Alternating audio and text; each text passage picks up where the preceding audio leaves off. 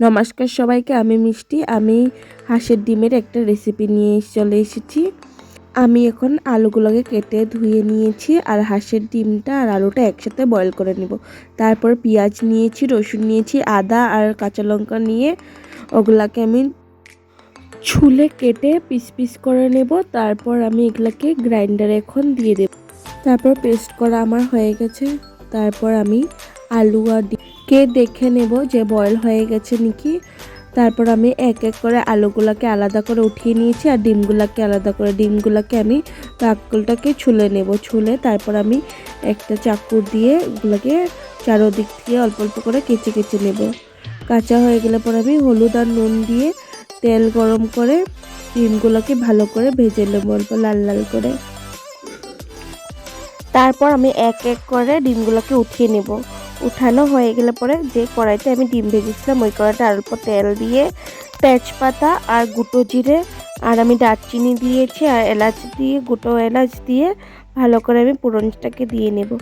তারপরে আমি পেস্ট করে রাখা পেঁয়াজ, আদা, রসুন, কাঁচা লঙ্কা সবগুলো দিয়ে ভালো করে কষিয়ে নেব। তারপর আমি অল্প হলুদের গুঁড়ি পরিমাণ মতন দিয়ে নিলাম। নুন দিয়ে দেব এখন পরিমাণ মতন।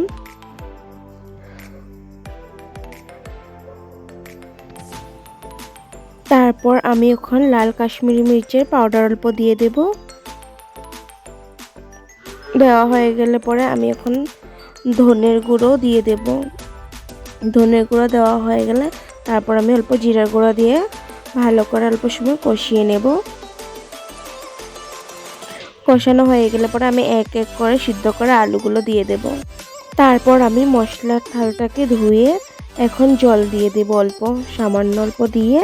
তারপর আমি আলু আর মশলাটাকে ভালো করে অল্প সময় জলটাকে দিয়ে কষিয়ে নেব।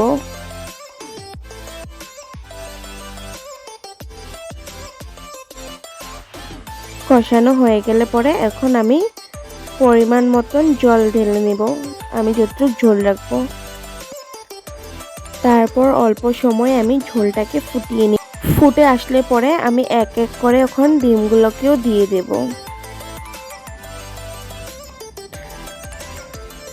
তারপর অল্প সময়ের জন্য আমি ঢাকা দিয়ে দেব।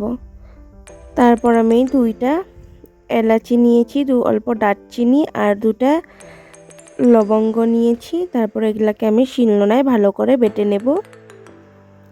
বাটা হয়ে গেলে পরে আমি ঢাকাটা সরিয়ে অল্প নাড়াচাড়া করে দেখে নেব ঝোলটা আমার ঠিক হয়েছে কিনা।